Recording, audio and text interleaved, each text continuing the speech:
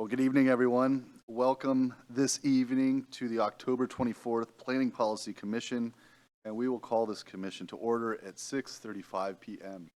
I want to very quickly thank our commissioners as well as our fantastic planners. We just concluded a trip looking at different middle housing types throughout the city. Our planners are so good, they even ordered sunshine. How good is that? And again, I want to thank everybody for joining us. It was illuminating, and I'm sure it will inform our discussion later this evening. Tonight's meeting is a hybrid meeting. The Planning Policy Commission is in person, but staff or members of the public may be attending virtually or in person. Stephen, do we have a quorum this evening?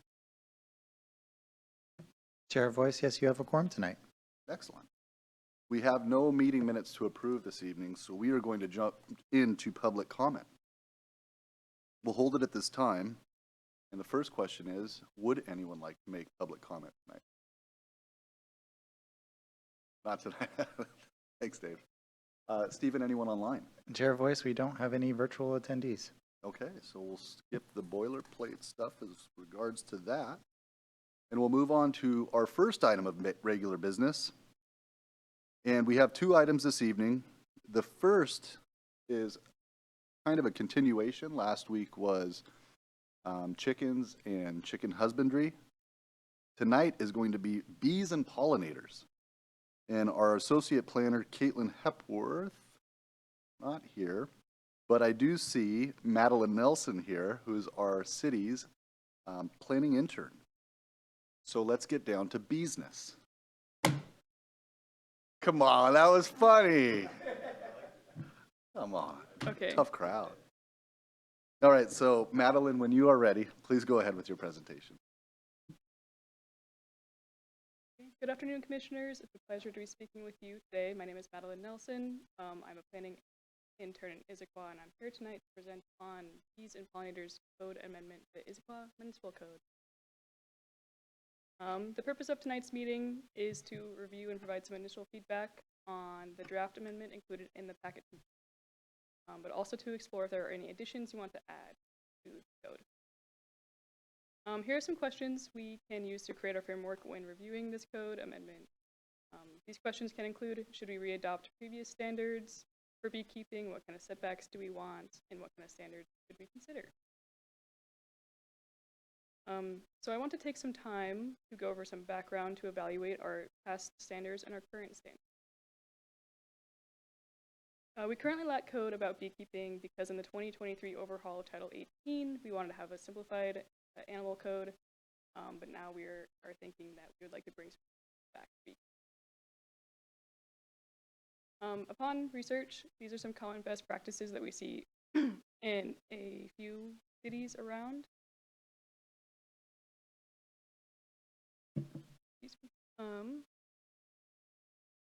They include development standards, such as minimum lot area that you must meet to have a hive permitted, setbacks, signage to make sure that people are aware that there's a beehive, and then also operational standards, which are just to keep the hive clean and spacious. And then there's also a very common code for requeening practices, which is to remove or abate the queen, which it helps tamp down aggressive behavior. And then nuisance threshold is just if the hive is dead or diseased or similar or like aggressive or objectionable standards. The old IMC included a graduated system, so the size of a lot correlated to the amount of hives permitted on one parcel. With these limitations, most properties in Issaquah would be permitted 2 to 4 hives. That also included standards about setback and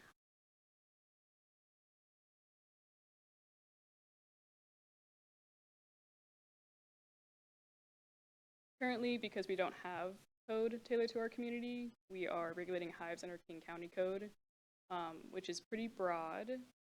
King County Code allows for 50 beehives for anything less than 5 acres, and then for any property over 5 acres, it's unlimited. So that means any property in Issaquah could theoretically have 50 beehives right now. assuming they are registered with. And then the King County Code also includes regulation for adequate space between hives, requeening, and then removal of dead or abandoned. Okay, so with a bit of background covered, we can get into our proposed regulation.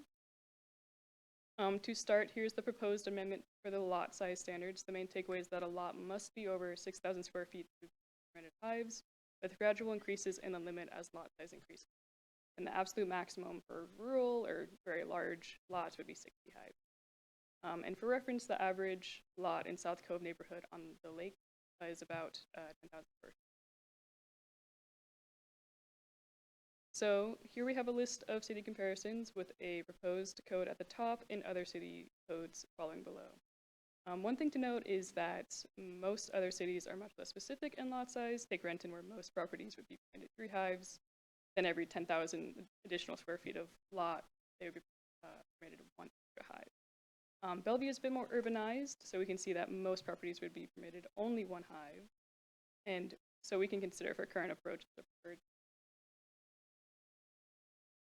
And then here's some regulation for hive design.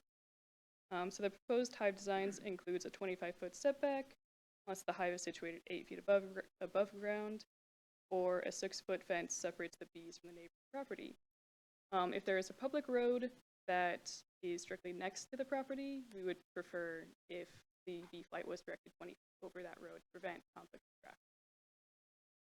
And then on the right side, there's some examples of how this could look. This upper image up here is what a setback would look like with an 8,500 square foot property with a 1,700 square foot structure on top. So the light green is a prohibited area for the hives, and then the darker green would permit. And then a 6-foot fence.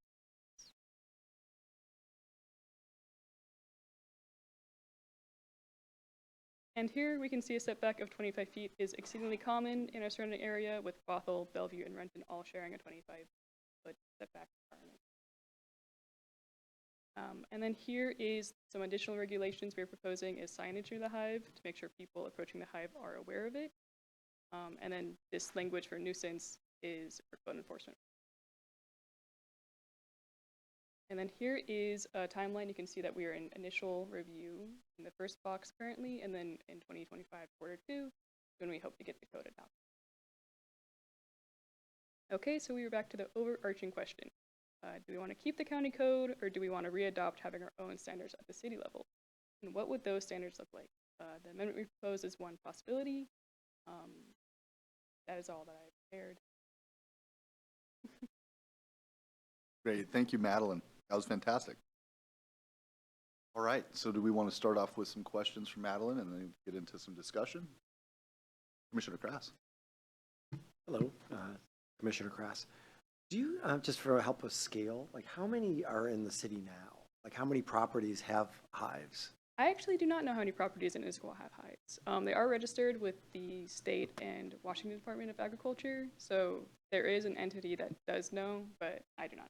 Yeah, it'd be good to know like how many and where they are now, because it seems like a lot of them. I read through there's not that much changing. Yes. Just kind of cleaning it up, which I appreciate.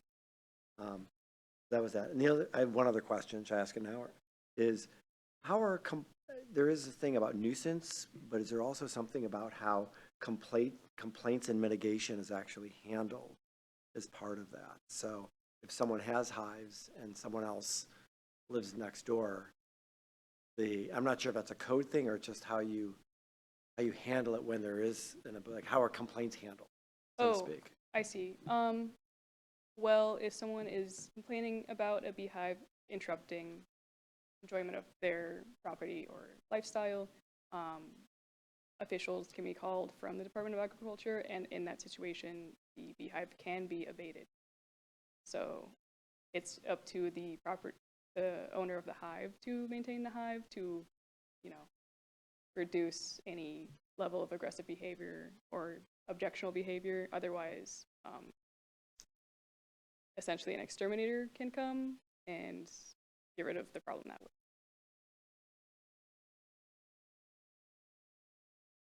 Any other questions from Madeline? Vice Chair Bader? This is like a really basic question, but like, is a hive like a box, basically? Yes, so the code does require that hives be kept in a small movable frame, which is like a box. I think I do have an image here. So here's one image of a small movable frame. So it's just a box with a series of frames where the bees can build a honeycomb on it. So like, how many bees are in one hive? It's about 20,000 to 50,000 bees, up to 80,000 if it's really significant hive. So one box is one hive? Yes. Okay. Yeah. A lot of bees. We need bees. Yeah. Not too close, but we need bees. Not those nasty. Remember the bees at the beginning of COVID? Remember the year 2020? The murder hornets. No, those are not what we want. Yeah, no murder hornets. I had a question for you, Madeline. Why is it that we used to requeen annually? Our comparative cities also requeen annually. Why would we want to requeen annually instead of biannually? Apologies. I think that might be a question best left up to someone who works with bees, but if the common practice is to requeen annually, I'm sure it's to reduce any likelihood of aggression developing within the bees, to take like the most effective stance against swarming. Okay. Yeah, I noticed that our old code was a little bit more lenient there. Comparative codes are a little bit more lenient. Now we're getting a little bit more stringent. So wondered why. And then the last question I have is kind of piggybacks off Commissioner Krass, is why wouldn't we just try to order a violation if they were able?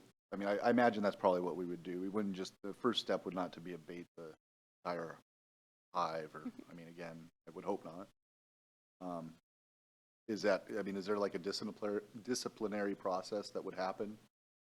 Is that something that would have to be part of our code, to spell that out? So one time's a warning, two times a write-up with a fee or a fine, maybe third time is abatement? Yeah, I definitely hear your concern. I think a first-time offense leading to abatement can be pretty severe, but we can definitely explore having kind of a graduated system with violations. Chair Voice, so to help answer your question, similar to any like code enforcement, it would kind of be at their discretion on whether or not they're abiding by what the regulations are, if they're complying with this, and figuring out what the next, rather than following a certain Gradation. step. Commissioner Krass? I think there's two types of violations. One is they're not doing what's spelled out, like it's too close, too many, or whatever. That's one scenario. The other one is they followed all that, but their bees are really aggressive and going after the neighbors. And I'm not sure if there's two different paths of how you mitigate around those. The first one's more easier. Like you're not doing the thing you're supposed to do, so you're going to get something immediately. The second one is, a little bit more subjective. Is your bees are a nuisance. Even though you followed all the rules, you just happen to have, ornery bees. So then I'm not sure so I think both of those as you look at those, they may be different in terms of how you. And there is guidance out there around managing swarms or swarming or creating any threatening situations. And it just, again, it comes down to code of enforcement officer, if they are putting any mitigation, otherwise going into removal out of those.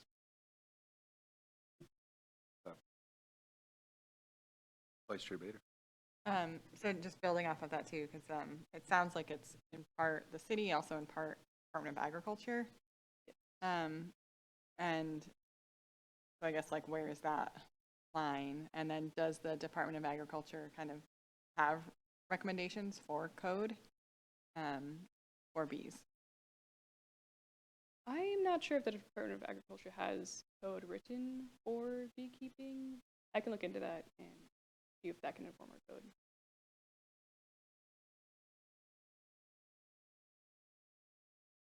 Any other questions for Madeline? Okay, we can jump into a discussion. Anyone like to kick it off? Commissioner Milligan is gone. So we no longer have our first chair up, or first commissioner up. But I guess just to kick it off, I appreciate new regulations. I definitely think King counties were pretty, use your word, Madeline, broad. Yes. And, yeah, I think we need to have limitations on beehives. I understand. I did think it was interesting to see Bellevue and Bothell had, I believe, a 25 hive limit ceiling. And Issaquah is so much higher though, 60. And then I think of like Squawk Mountain, and I think of our rural areas where that makes more sense. But at the same time, not that we have a lot of the state lot, but I don't know. I don't know if like maybe zoning is part of it, or it's just based purely off size of the lot. Yeah, and all of the code I've reviewed, it's based On purely lot off the size size. of the lot. Yeah, 60 hives, that seems like a lot, but I suppose if you're in Squawk Mountain, it's not. If you're in South Cove or Old Town, that's quite a bit, but I guess it would never get that much. Yeah, just kind of my thoughts. Yeah, I definitely appreciate new regulations.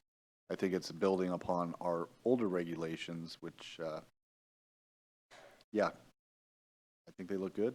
Any other considerations? Yeah, please. Sorry, that just spurred another question in my mind. Is this is for any piece of property in the city? It's not just residential, right? So this could Yes. be like a commercial, Mm-hmm. I don't know, family farms in the city limits that might have, like, be more than 10 acres and have. Yeah, so in the code, there is no written difference between residential or commercial use. It's all uses regarding bees are, I guess they're regarded as accessory use more so, but there's no difference for residential or commercial use. So no distinction between neighborhoods, lot uses, have bees anywhere. Yeah, Commissioner Kraus. So I do, I read through it, I agree, you did a nice job of pinning all that up and being more specific, I think it's good. I still think if you could follow up on how many are there now, and also how many complaints or other mitigations there have been. I'm trying to get a sense of scope of how big of a problem it's been in the past, and just where they are now, because people want to know where their bees are. I'm sure that'll be the question. I can quickly answer that, Commissioner Kraus, in terms of we've only reviewed 2 complaints about beekeeping in the city, and so far it's more been inquiries of, can my neighbor actually have bees in their backyard, more so than any sense of danger.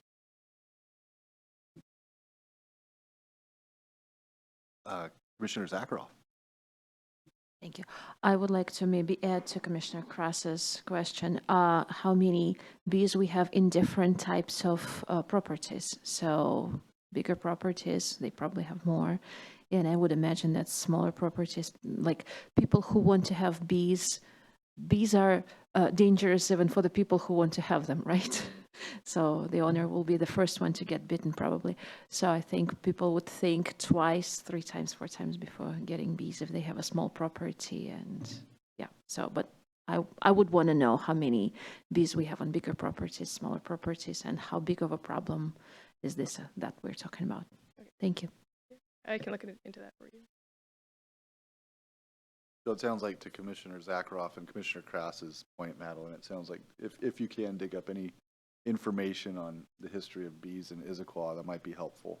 Maybe to set like the hive limits. I mean, again, I think that's what you guys are getting at, right? Right. Again, right. Because I did see that. It still was required by King County to register your hives. It is. Okay. That information should be somewhere, I would think. Okay. I think the signage, I think, is important. Obviously, there's people that are allergic to bees, so I think signage is a plus. Yeah, I think, yeah, please, Commissioner Patterson. Thanks, Chair. Commissioner Patterson, very minimal, but your comment reminded me that on signage, given that some larger properties may have many hives, I noticed that the requirement just says 1. Maybe we just say 1 as a minimum, meaning if there's other sides of the property or multiple hives, it may be best to have more than 1, but leave it up to the owner as long as there's a minimum of one. It's kind of minor feedback. Sure, I can totally add that to the policy. Yeah, I think clearly we're not beekeepers, but I think the idea is, protecting the public. What is the proper amount of signage? Again, I just think of kids that are allergic to bees, which there are quite a few. And I think that's about it. Does anyone have anything to add as far as setbacks? I mean, it's kind of hard to tell. I mean, it sounds like these are pretty much standard for a lot of areas. So who am I to argue with standards that have been set by other cities and Issaquah beforehand? But since we're talking, any additional information or thoughts on setbacks, property facing, fencing? A honey tax? Okay. Right, but it's a good point. I mean, at certain level of housing, if they are in certain areas, would you want to see those beehives covered? I mean, I don't know if that is problematic for the bees. I just don't know enough about bees. I bet you it's to keep the people from getting near the bees. It's to protect, it's, Right, as opposed, because the bees fly. But it's like, right. if you have a fence, it's going to keep a kid from walking over and touching the beehive. That's, I guess, why the fence is. Do you know, Madeline, is that the idea behind fencing? It's just to protect people. It's not actually does anything for the bees, good or bad. I mean, I've been around hives, and for the most part, unless they're open, they pretty much are contained around the hive itself. They don't really, I guess unless they're aggressive for the most part. I'm thinking of a couple in Victoria. They don't bother anybody. Right. There have been a couple of bee behavior research papers that I've seen that said that even just adjusting the entrance to the hive can really greatly impact the paths that they take. So I suppose it seems like bees do respond quite a lot to obstacles. And I've also heard from bee behavior scientists online that when a bee leaves the hive, it goes in a straight direction as well to its destination. So I think obstacles, and then so in quite a few cities' codes, you see requirements that the hive entrance must face away from property lines, which is there because I suppose that is an effective obstacle for bees to keep them kind of directed. So I suppose bees do respond quite well to obstacles and kind of guidance. Yeah, interesting to know. Okay, and I believe I read that where you actually had that in your regulations, is pointing that in that direction. So, okay. That sounds good. We don't want anyone to end up like the final moments of My Girl. Macaulay Culkin's character gets killed. Does anyone have anything that they'd like to add? Madeline, do you have everything you need? Yes, I do. Okay. Well, thank you very much. Great presentation. Thank you so much. And we will move along. And now we are going to begin our regular business concerning the Title 18 Code Update, Middle Housing and ADUs, Part 2, with our Associate Planner, Valerie Porter. So when Valerie is ready, we'll give her a second while they're swapping computers. But yeah, that was a great field trip. I learned a lot. Hopefully. Saw no bees. Saw a lot of duplexes. Saw a few ADUs. But no bees.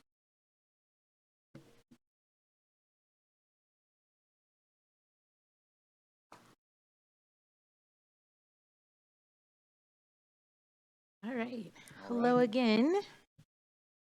All right. So tonight, we're going to dive a little bit deeper into middle housing. So I have a few policy questions for you guys tonight. So the purpose of tonight's meeting is for you all to provide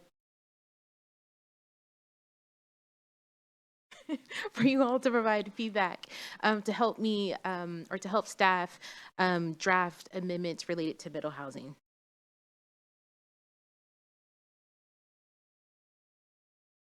All right, so we have 6, and I added one other question, so I'm not going to go through them right now. I'm going to go through them individually. But I'm showing this to you guys just for time purposes. Also, the format of the meeting, I'm going to pose a question, give a little bit of feedback, and then ask a question. That way, you understand, make sure you understand the question, and then some of them kind of build off of each other. So before we get into the questions, I just want to remind you of what the requirements are for House Bill 1110, which is related to middle housing. So the first one is middle housing and detached single-family homes must be treated the same. They must go through the same permit review process, and the review can only be administrative, meaning the director of the department or their designee. So that would be someone like me. The other requirement is related to density. The city must allow 2 housing units on all residentially zoned lots. And a detached single-family home is not considered middle housing for the state regulations. The city must allow 4 dwelling units on 1 lot if the lot is within 1/4 mile walking distance of a major transit stop. And right now, those are the 2 transit centers.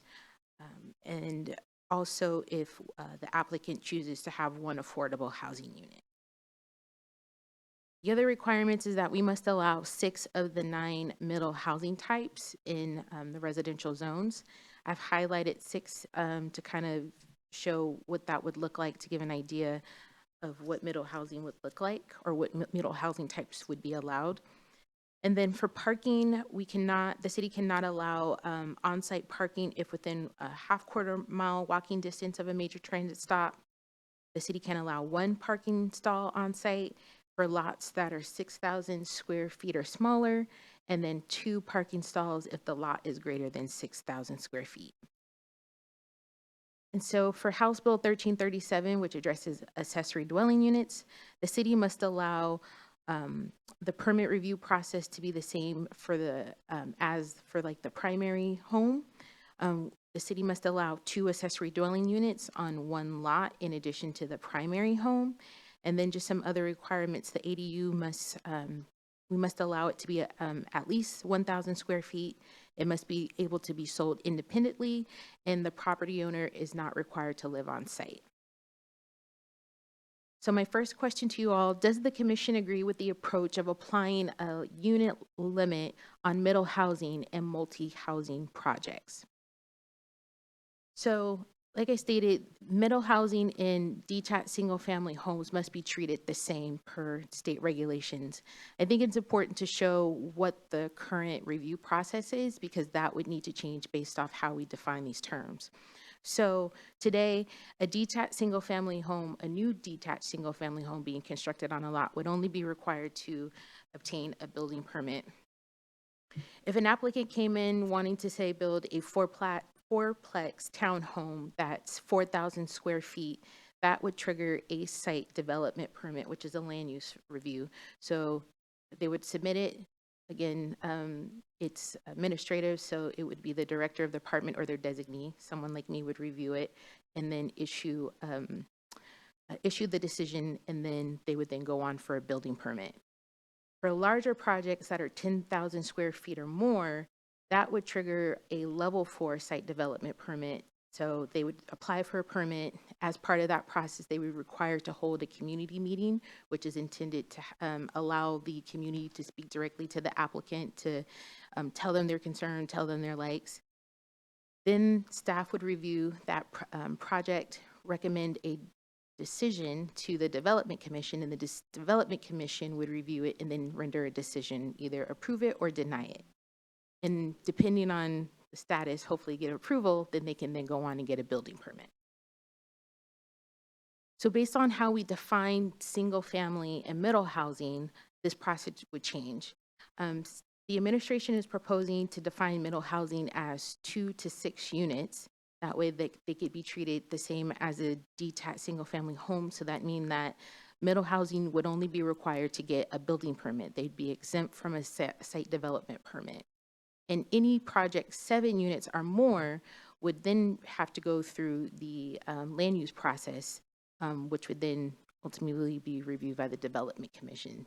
they'd have to go through that process before getting any building permits. So again, I think all day I've been saying we need to establish terms. It depends on how we define these terms.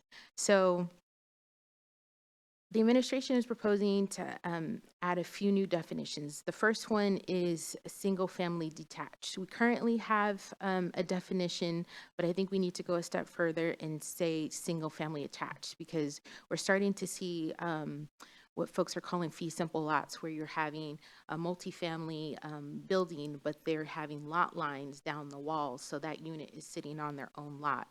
Currently, our code does not address this, and so it's kind of creating some confusion for staff when trying to review, is it exempt because it's technically a lot on a single family, its own individual lot, or should it be treated as multifamily? Of course, we need to address middle housing. How do we want to define that? We're showing it right now as 2 to 6 dwelling units, and then multifamily as 7 or more dwelling units. Again, this addresses how we create the review process and also design standards. In the last meeting, there was a lot of discussion on, if you have these different scenarios, how do you determine which one applies and which one doesn't? And the one that came up a lot was accessory dwelling units compared to cottages.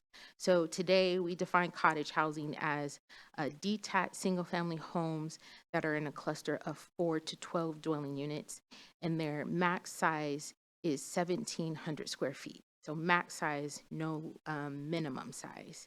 And then for accessory dwelling units, they're just in a subordinate dwelling unit, but if you dive deeper in the code, then the max is 1,000 square feet today. So at this point, I'll take questions on how we should allow unit lot density. Commissioner Krass? You had a slide that had for single family or up to like 4, like you had building permit, and then there was another, you go back one, please. So what is like a site development permit, level 1?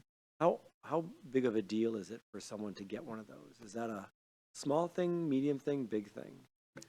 So that's a land use permit, and so what they would have to do is submit a separate permit from their construction drawings. They tend to be a little bit more conceptual, so they would submit that to staff. Staff would take between 6 to 8 weeks to review it, depending on the review. We could go back and forth a few more rounds, which could take longer, and then staff would issue a decision. It depends on the scope of the work to determine whether or not it's a simple or complicated process, because also during the land use review, we look at critical areas. So then we'd be working with consultants. That can sometimes take a little bit of time, but there's also a benefit because you understand where your critical areas are before you spend all that more money to get into the detailed building permit. I guess the reason why I ask is like a duplex is definitely more like a house. So I get that. When you start getting to 6, all of a sudden this could be a fairly large thing. And do you feel like when you go to the proposed, there's a risk for something that's 6, which could be a large complex, that you just go straight to, like, what's the issue if you just go straight to building permit and you now lose the site development review? Correct. I was thinking about that as well, and I was curious if maybe then, because right now today we regulate the levels of review by the building square footage. So perhaps it could be a combination of doing both, so that way if someone has a larger project that is still 6 units, maybe we can treat it a little bit differently and go through development commission. I need to vet that. But sorry, what was the second part of your question? It's just like a duplex is very different than a 6-plex. Correct. And do they need to be treated differently and from a review? Because you could do a lot of things wrong with a big 6-plex that may not be in the intention of what everyone may want. So that's all. That was my question. And I think you answered. You want to think a little more about that. Yeah, I think I need to kind of like, talk to the building official and other folks about it, because I can't think of anything, that's jumping out right now as to how impactful, or if it's, one is more detrimental than the other. The review is still the same. So the criteria that, staff is looking at versus Development Commission, we're still applying the code. I just think that the Development Commission is looking at it from a different lens.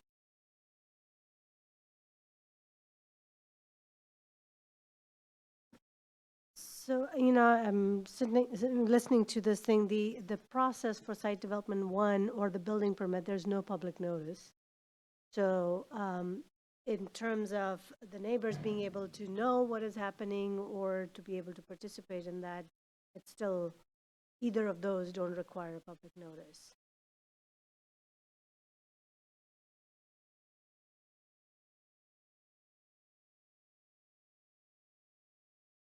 So, I think I'm like, there's like a connection that's just not happening in my mind, because I'm not sure why we're even talking about sixplexes, because I thought that the middle housing was like duplex, or if within a transit center, or an affordable unit up to 4.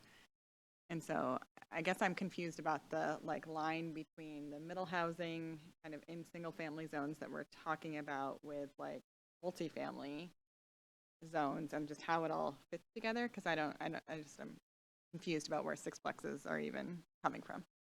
So with the state regulations, they clearly define what middle housing is, and they consider middle housing to be building types up to sixplex. So that's where the 6 is coming from. The 4 is a density requirement, where if you're within quarter mile or affordable housing, then we're required to allow for 4 units if the zoning doesn't allow for more. So we're having to do more, go a little bit above that. Most of the single family lots, or most of the lots in single family zones, will not trigger a sixplex because of their size. They'll likely be 2 or 4 if they choose to do affordable housing. But for those areas where there is a large lot, then we're just trying to put some edges on what is considered middle housing, because like I said, it has to be treated the same way as a deep chat single family home, where today they wouldn't necessarily be applied like that. They're anything more, well, not always, but usually larger projects with multiple units have to go through a land use process. So like Minnie was saying, staff would review it, it would go through a public notice, so people know that a large structure is going to be built next to you before getting building permit. Okay, that's helpful. Thank you.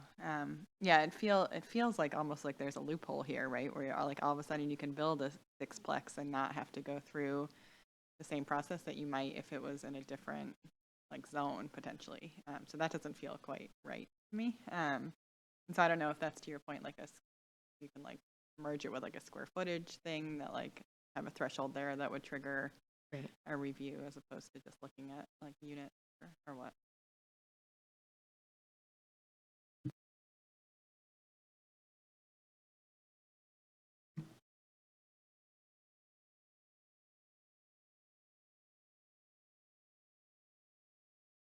Are there Any any? Go ahead. Any further comments? Yeah, I mean, I'm kind of the same mind, right? So again, I don't think there's going to be a lot of sixplexes, but however, it seems like the kind of thing that Olympia is going to have to address in a couple years, because again, to the point whereas now you're going to see a sixplex, again, not likely, but if you were to see a sixplex and you got no community notice, I don't understand how that makes a happy community. So I don't know if there is a way, like you said, as long as the requirements are the same, we can put more requirements on. They just have to be the same. Correct. And I noticed, obviously, we went from square footage to units, which is, part of the House bills, so I get that. I'm just wondering, too, because we know kind of what Issaquah is going to get. And to Commissioner Krass's point, we're talking primarily duplexes and triplexes. So maybe we put on the regulations at 4plex or something to that effect with square footage, however it's done. Because I think, again, I don't think you're going to have a lot of pushback or commentary on duplexes and triplexes. And again, it's not probably going to be likely for our city, but I would think our city would want us to do due diligence and say, okay, if you have a fourplex or a certain square footage, yes, it needs to trigger this review. Because that's what the city has told us for years. They want to be involved in these decisions, or at least have the opportunity to make their voices heard. So I don't know if I'm following the spirit of the House bills, but again, if we're allowed to make our own requirements, as long as they're the same across the board, it seems to me like we'd want, to your point, something that's a little bit more regulations on things that are going to be slightly bigger. So let's dive into that a little bit deeper. So, because again, so you have to apply the same regulations on a detached single-family home. So if a detached single-family home comes in wanting to construct, that means they would have to get a site development permit. They would have to go through a land use process.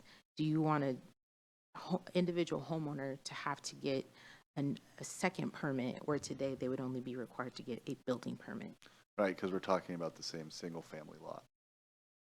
There's the rub. It comes down to like, what do you attach to be like a single-family house? And we just kind of walk down the road. It's like, duplex, okay, I feel okay about that.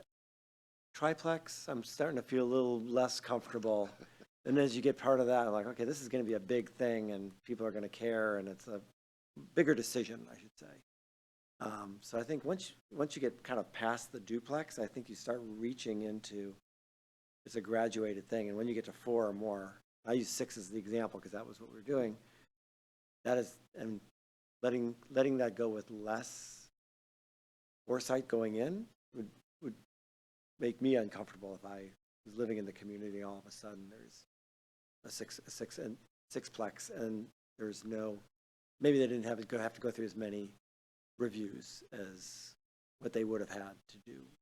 So it's just understanding where the pain is and where you have to kind of draw. Am I understanding this correctly, Valerie, that basically we're talking about single-family lots and that they can build up to a sixplex?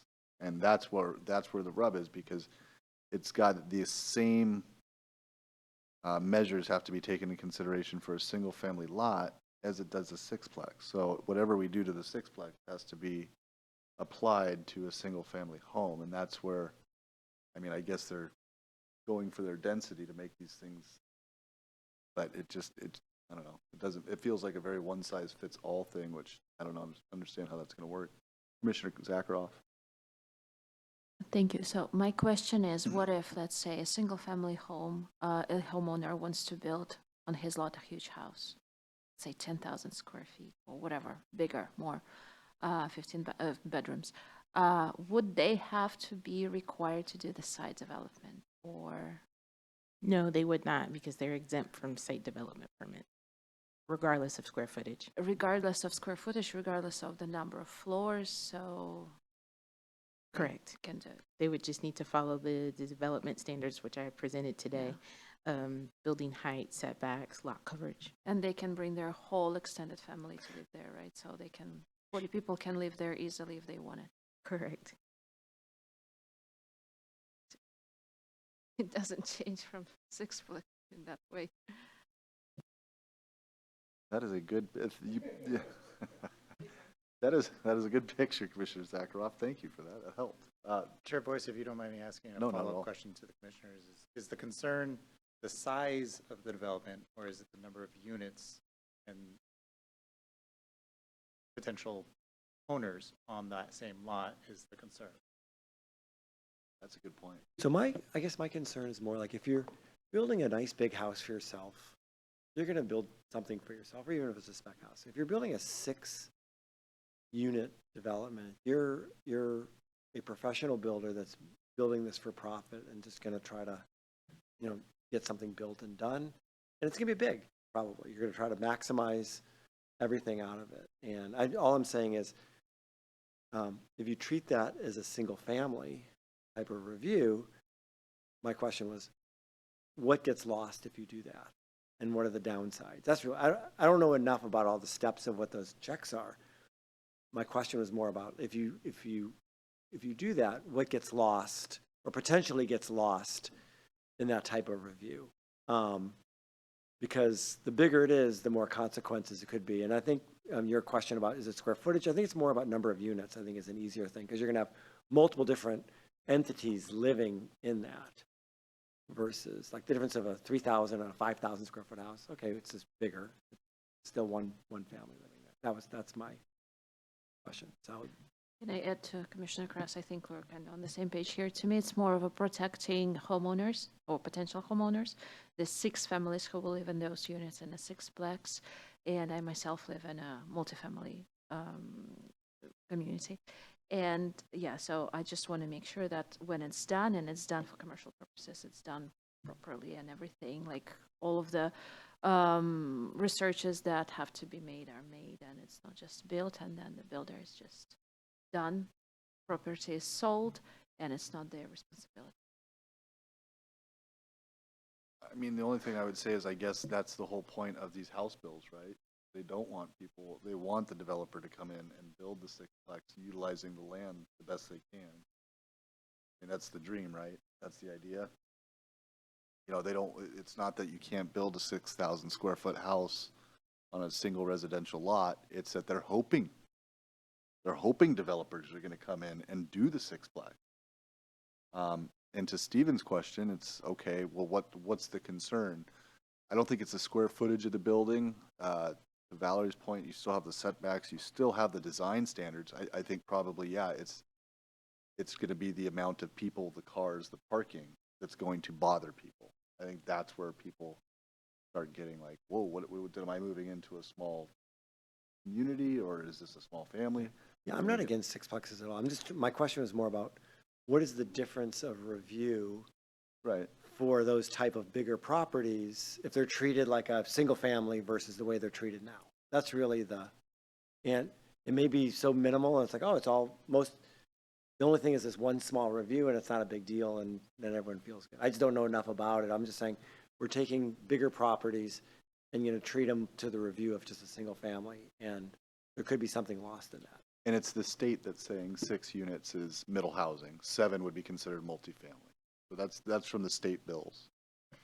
The state doesn't define a number, but they do define a housing type, which is 6-plex. 6 So plex, okay. we have to allow for, 6-plex. or middle housing is defined as 6-plexes. So if we allow for that, then we can adjust our permitting off that. It's complex, I think the bill is there are 2 tiers of cities, tier 1 and tier 2. So we belong to the tier 2 cities, which my understanding is that we have to allow duplexes, and then up to 4-plexes if you have an affordable housing or you're next to a transit stop. Where the 6-plexes come, I think it goes back to the first question, is this definition of middle housing, and that's kind of adding this complexity in. It doesn't mean we have to allow 6-plexes. It's just they're defining middle housing as 6-plexes, up to 6-plexes. So Correct. So we can still have our maximum density low, but we just have to allow for this housing type. So most single family, like I was saying, most single family lots will not be able to construct the 6-plex. They'll only be allowed to do 4. So 4-plex are some townhome, but we have to allow for 6-plexes. What if they buy 2 lots, let's say, Then and they can build a 6-plex? if the density allows for it, Yeah. yes. So it's kind of like from one point of, from one hand, we don't have to kind of care about 6-plexes at the moment, but things can happen, and they can be like 3 lots bought, 5 lots bought at the same time, and bigger structures would be built.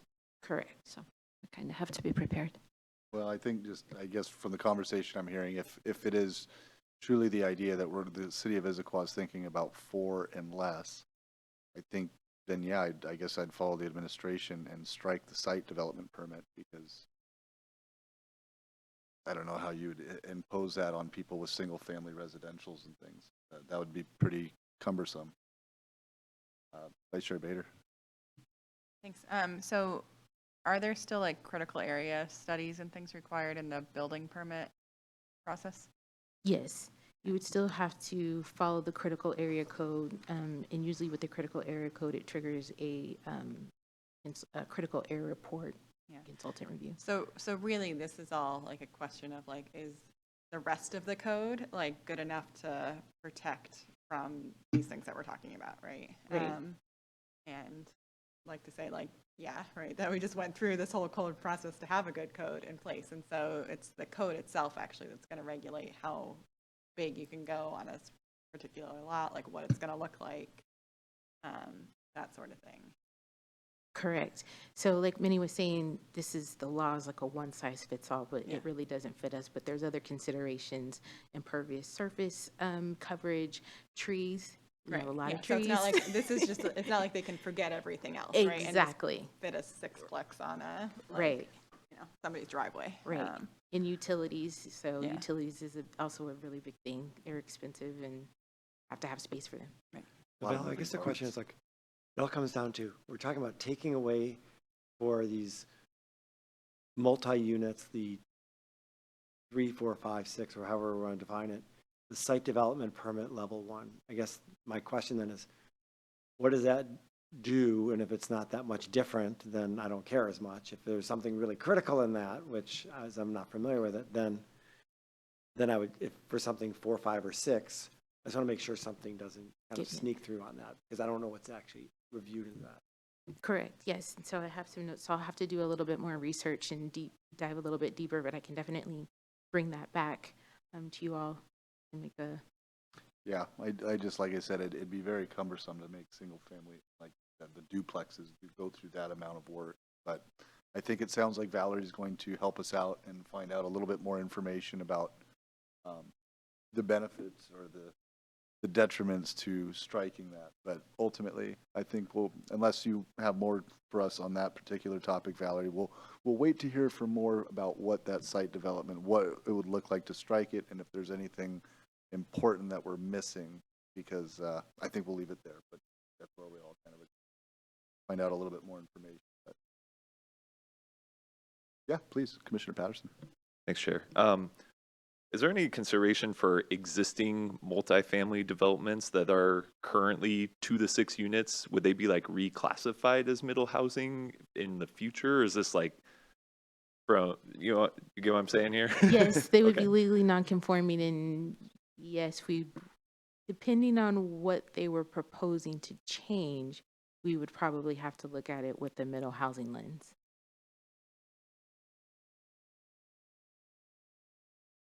Okay, I'm gonna move on.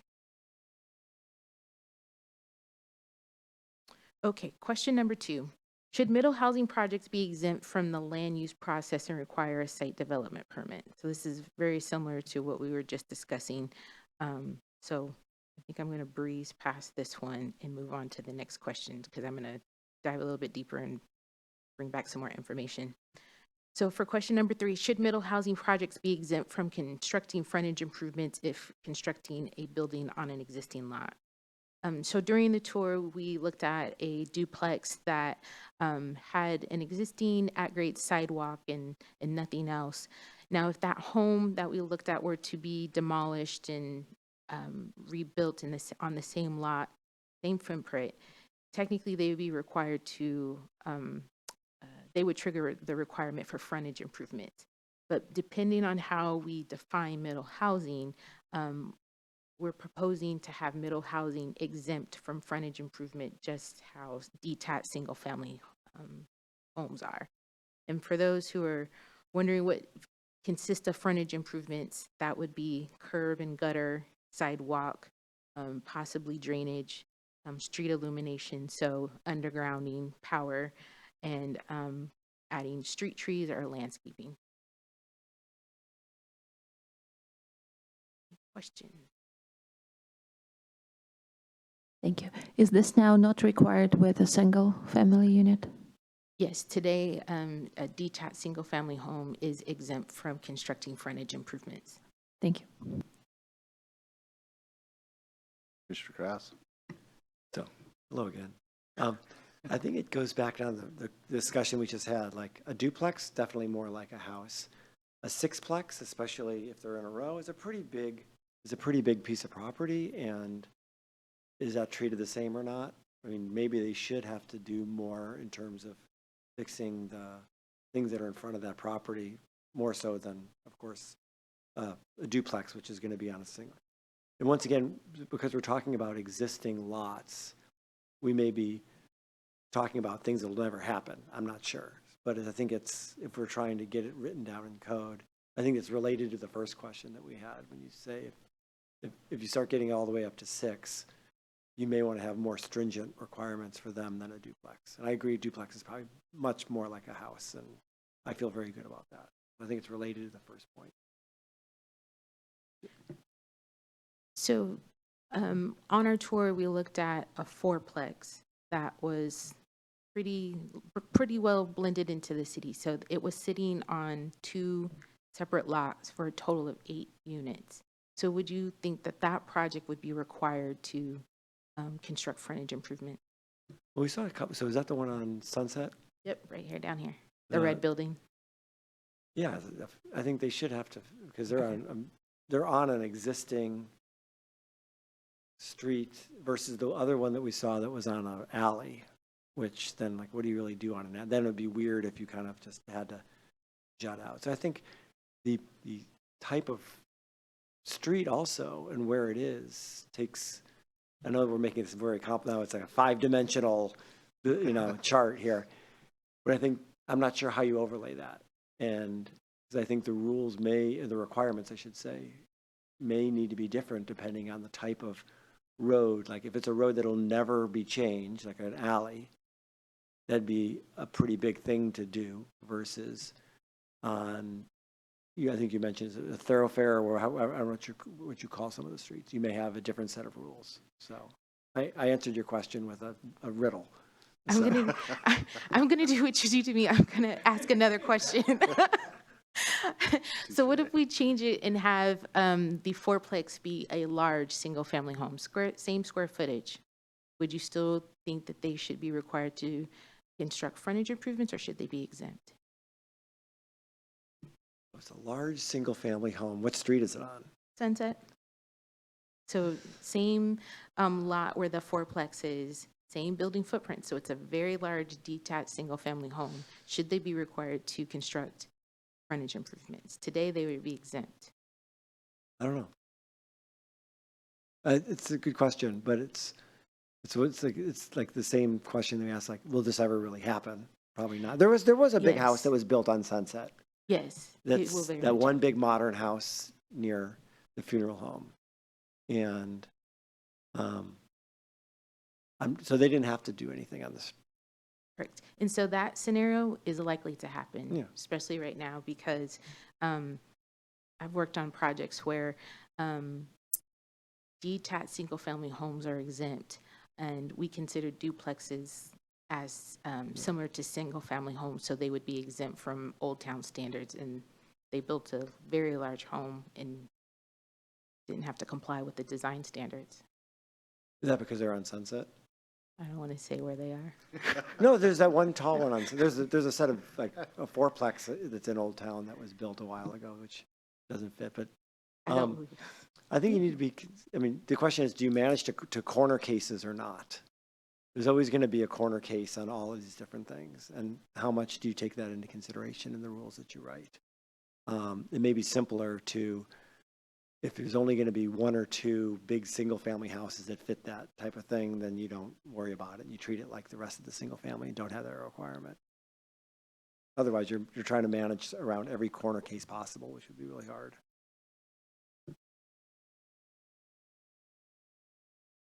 But just to clarify again, it's an all or nothing, right? So We have to treat middle housing the Yeah. same as detached single-family homes, yes. Yeah, listening to the conversation, in terms of the size of the house, perhaps what we can look further into is there a size limit? So you don't go by the unit size, regardless of if someone's building a McMansion that's over 5,000 plus square feet, 10,000, whatever threshold you choose. and have the multifamily units square footage added up. So bulk and scale decides when the frontage improvement occurs, not so much the number of units. I don't know if you can do that many, but like I said, I think that maybe is, maybe that's the riddle right there. Maybe that's how you solve it. Can I throw another twist on that one? You could also consider or look into, it's the size of the frontage, meaning if it's taking up a big section, that's different than it's a little sliver but a big house, or it goes way back. Yeah, I mean, I guess you guys can look at it a few different ways. I think if there is an exception, then I'll just throw it out here since we're talking, as I think, yeah, you have to take the opportunity. And it's just something that single-family houses are going to have to, it's a give and take thing. I mean, if it's your opportunity to help improve the front street, like I said, when we were talking, otherwise you're going to have these same streetscapes for 30, 40 years when we can start upgrading them now. So I think it's one of the areas where, yeah, even if it's an ADU or a single-family residential house, I think you take the opportunity myself. I think you have them do the front street improvements. So anyway, that's my 2 cents. Commissioner Zakharoff? Thank you. I just wanted to mention that most likely, as a person who lived for a very long time and still in duplexes, triplexes, fourplexes, and multifamily, most multifamily units will be around plus minus 1,000 square feet per unit, maybe less, from 400 up to 1,000. So, but 400 is more as a multifamily, and that will be around 1,000 square feet. So if we're talking about sixplex, we're talking 6,000 square feet. And if we're thinking about an average family home that is detached home, it's what, about 3,000 square feet, right? So it's basically 6,000 square feet is 2 homes, 2 lots. That's what we kind of have to have in mind. If 2 neighboring single-family lots were to build on their lots, single-family houses, I don't think, they would not be required to change the front. So that's my opinion. I think that the sixplex, if we're talking about sixplex will be most likely 2 lots, 3,000 square feet approximately per lot, and it's just like 2 single-family houses just standing next to each other. So.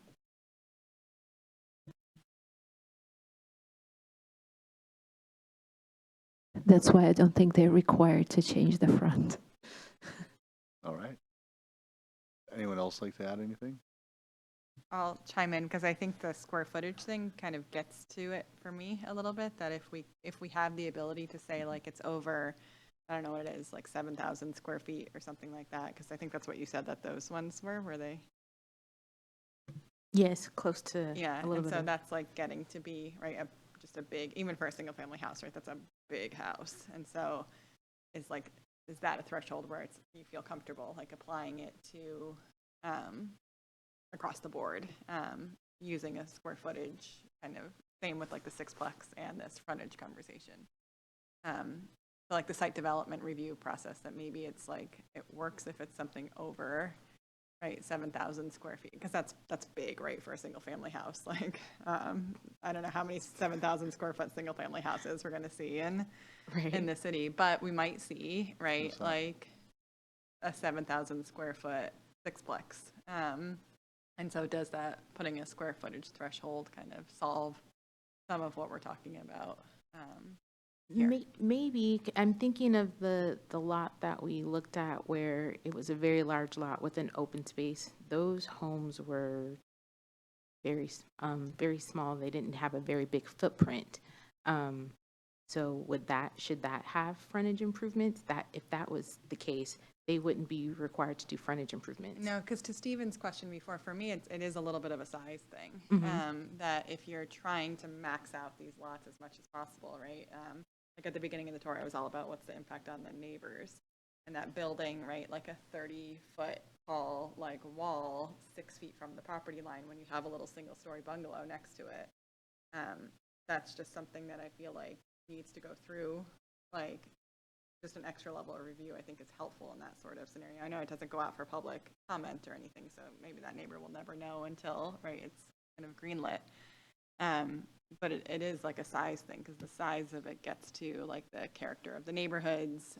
To me, it's less about like the people, right, that are living there, but more about the ability to kind of change the feel of places by putting in these huge, and I feel the exact same way about like a mega mansion, right?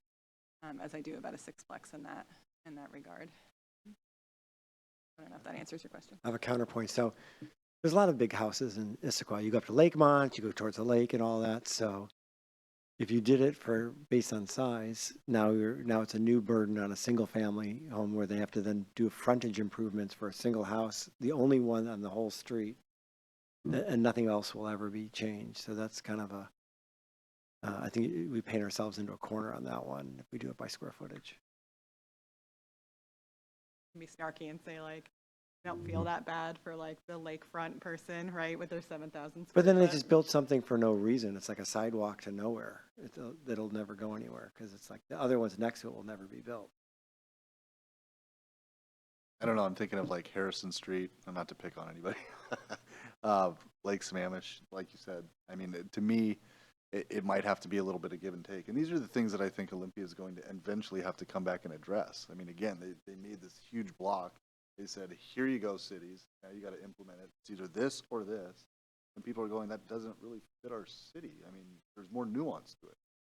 Again, that's why, in the end, like I said, I think slow and cautious is probably the best way to proceed with this. But if you're going to ask my opinion, like I said, I do like the idea of maybe there's a size that triggers it, or to Commissioner Krass's point, maybe there's a frontage, amount of frontage that triggers it. But ultimately, if you don't get that choice, I would say, yeah, that single families this is going to be one area where, they do lose something.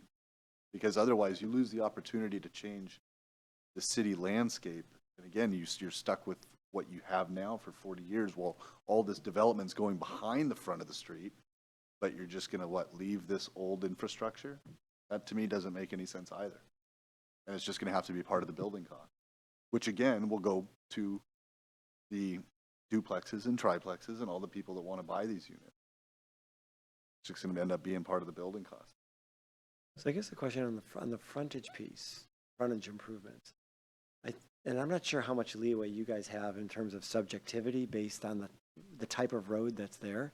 Like some of them that don't have stormwater, that will never have stormwater, you have to have a different set of rules for that versus ones that are thoroughfares, some that are alleys, some that are just nice, normal streets and all of that. So I'm not sure how you write code to that, or you have a level of discretion at your end of there are some frontage improvements pending a review from the city, and then they will give you you have a few different things but you have the choice of what to implement. You're laughing. I'm trying to give you guys more latitude idea, but maybe I'm just wishful. No, I was just laughing because I asked Valerie if she wanted me to answer. She very much did. To answer your question on do we have discretion on being able to design different roadways and have different standards? The answer is yes. So we do have different roadway designs and standards with each of those that are in our street standards right now. But when it comes to residential roads, we don't really differentiate between a residential road in Old Town or South Lake Sammamish or on Talus, with the exception of the amount of right-of-way that's there. And there's going to be similar requirements of if there's existing stormwater, there needs to be equivalent stormwater to be consistent. But that's for the larger development. And when it comes to alleys, there's a different requirement there, but it's not as significant as what the standard roadway requirement is going to be for the resident. But that all comes back down to the frontage improvement requirement for single family and middle. If you set that threshold, you're now disincentivizing larger buildings, regardless if it's in which middle housing being the larger units or more unit space that's going to be needed, you're now disincentivizing middle housing versus a single family lot. So that creates a little bit of control of what kind of housing supply we're wanting in a lot of residential neighborhoods. So that's also a consideration. It was a little more than what you asked, but I wanted to chime in. No, I appreciate that. I mean, you want to have the right incentives there.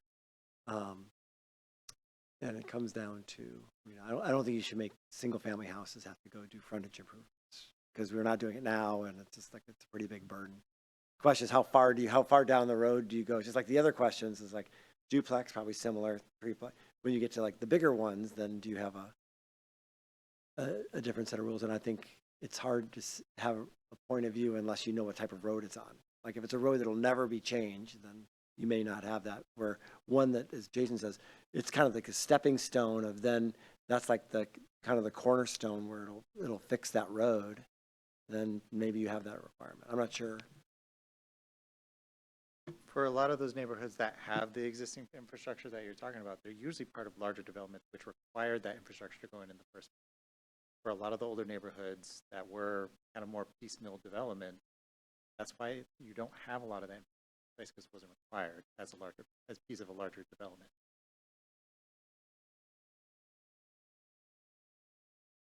So now I feel like the bad guy.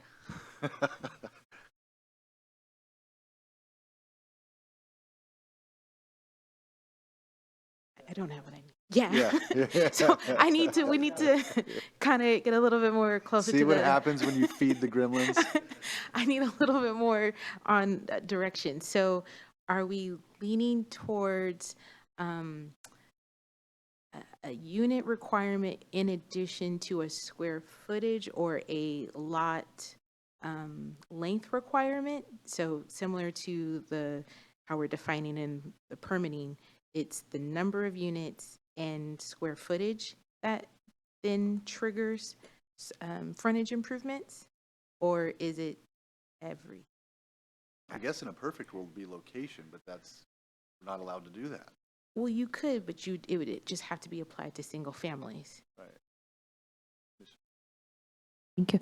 Just another idea on frontage improvement. Most likely, sixplexes, fourplexes will be built to sell. It will be properties that will be sold. So I would think that even if we don't give any regulations on that, the construction company or whoever is the seller, they will be interested in building some sort of a frontage just to bring attention to their property. That's a good point. Yeah, usually market dictates kind of what will be constructed. So yeah, likely if you have a townhome or something like that, you want a nice walkway or Well, it something depends like on the that to market. get If to. it's a hot market, they're going to do nothing and just, get away with it. So it's so to answer your question, I think if you want to treat things similar to a single family, then the question is how far. Like if you get to probably a fourplex or smaller, I feel more comfortable when you start getting, and these are not hard. I mean, it starts getting more complicated as you get to a bigger property. And I think they're all related, whether it's review, whether it's a frontage. I think those are all to be considered. I'm usually the more conservative one, and I'm the one that's like, Let it ride. Let it go. yeah, it's.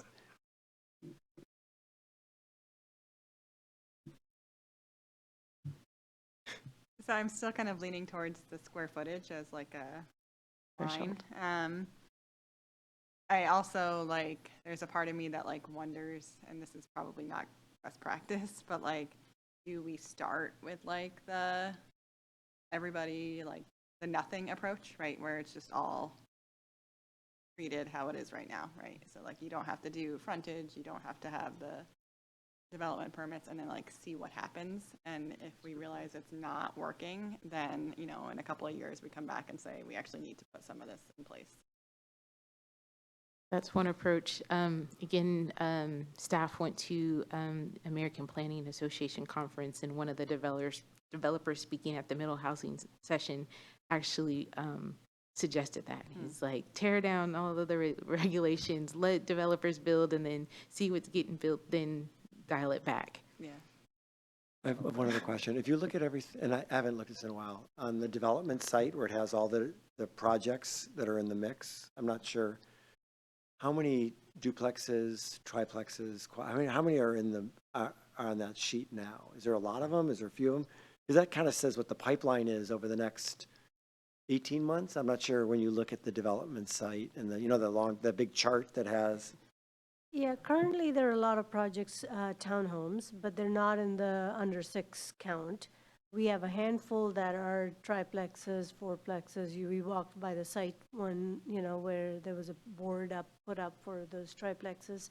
But the legislation's not in place. So as you put missing middle, you're going to see more. We don't know how many more.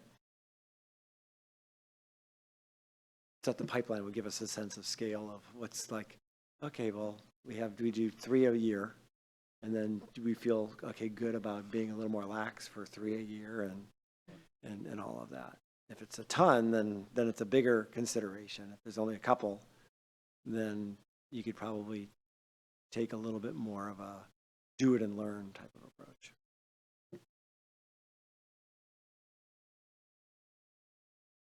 Commissioner Patterson. Thank you. Had to soak everyone in before I could provide my opinion on this. What I'm hearing is that we don't really want to apply more regulations to single family. Seems like everyone supported that, but because of the regulations, we have to allow up to 6 units, and that the regulations for single and up to those 6 units must be the same, right? Is that kind of the gist of it? Yeah. So then, we don't want to discourage more, those up to 6 units or larger developments by penalizing them, like you were saying, of like putting a square footage limit on frontage improvements or extra fees or permitting. So I'm kind of like falling in line with the like, let's see what happens approach to this of like, obviously put it under our code, but I think we just kind of have to let it ride and see what happens. And, I think the code was well put together. And if we, make these minor adjustments without going too far in one direction or the other and just kind of keep an eye on it, I don't know. I don't want to get it. It sounds like we're going too complex, like adding all these layers, like, well, if it's this big or these many units, we'll have this approach. And like, I think we might be over complicating it at this point with the knowledge we have, especially like you brought up a couple times. They're probably going to have to make some adjustments in the next couple of years. Like maybe we don't want to get too far ahead of that. Kind of where I'm landing based on everyone's great feedback. Okay, well, I was just convinced by my fantastic colleagues up here. I say let it ride. We can always come back and amend things. I mean, that's basically part of our job. So I'm comfortable with that. So we're exempting middle housing from, okay. At least that's the, but we would like updates and we'd like to see, maybe we could do this tour again in about a year, Valerie. But yeah, I think, like I said, you got to see it in practice. But yeah, maybe that is too draconian to go after middle house, have single family homes have to put all that work in. Got to Okay. see where it's going to happen too. So Chair Boyce, we are hearing a couple different voices Right. from the commission tonight. Would it be helpful to provide research on the question of what it would look like to apply the threshold? And then in support of let's see what happens, we could also see what impact it's had for the cities that have already kind of loosened the reins on middle housing, to see how it's impacted development in their cities and provide that information as well. We love information. So yeah, that'd be fantastic. Okay, so we're going to move on to question number 4. Should the city allow ADUs to be used towards achieving lot density? So I'm going to let you kind of get a glimpse of what the consultant and I are working on. This is one of the case studies that we're working on, and it's for a single family lot. So the question that's being proposed right now is the state regulations allow middle housing to be allowed on a lot in addition to ADUs. You cannot, ADUs are not a middle housing type, like they're not defined as middle housing, but the regulations do allow the city to determine whether or not we should be able to use it towards lot density. So what that means is, and this is I modified this. So if you have a single family lot and they have, let's say, an existing single family that they've converted into a duplex, so the white structure is a duplex, should we allow the lot to have 2 ADUs in addition to a duplex just outright, or if the lot density allows for 4 units, or to not have 4 units, should they not be allowed to have it? So let's say, like, I'm going to repeat myself. The lot size is only allowed to have 2 units, which is what we're anticipating for many of the single family zones to only be allowed to have duplexes, because a detached single family structure is not considered middle housing.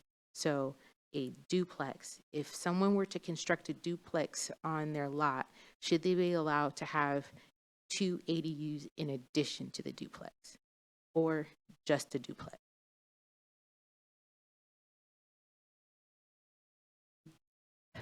So, but the lot only allows for a duplex. So we're going to comply with state regulation and bump up lot density for those smaller lots to allow for 2 units. So that would be a duplex, yes. Okay, and we want to think if we want to add 2 more basically separate units. Yes, that's the question. Should we allow outright 2 ADUs, or should those ADUs be counted towards lot density? So if it were counted towards lot density, then they could not have the ADUs. They would only be allowed to have the duplex. But if we didn't count it towards lot density, then they can have ADUs, therefore 4 units on one structure or one lot. So from reading, it sounds like you could sell in the scenarios, the ADUs can be sold as to another person. So if you have units that could be sold, they're not just used for your family members or whatever, they should count as a unit.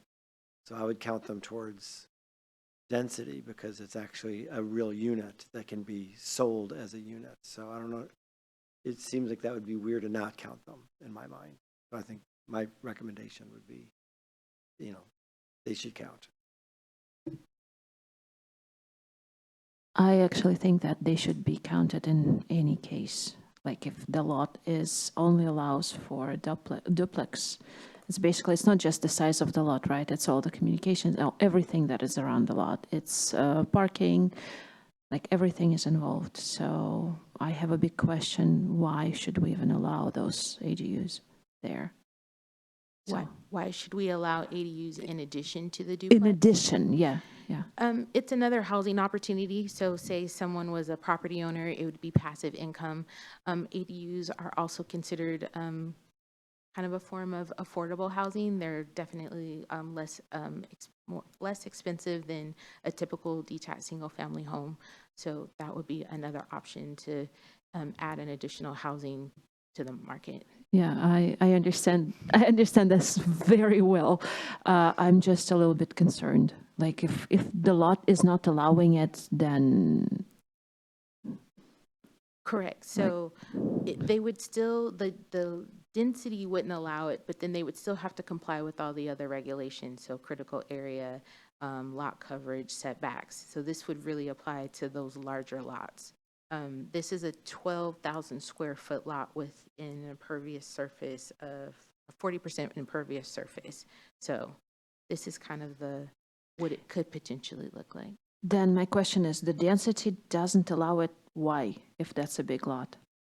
That's just a zoning of Currently, why don't we allow accessory dwelling units to be counted towards unit lot density? That's the question. No, the question is, the density is not allowing those units. So the lot is what, not big enough, or like it's big enough, right? It is big enough. But we only can build a duplex there.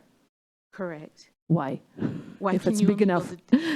Why you can only build a duplex? Yes. Because we have to bump up density per state regulations.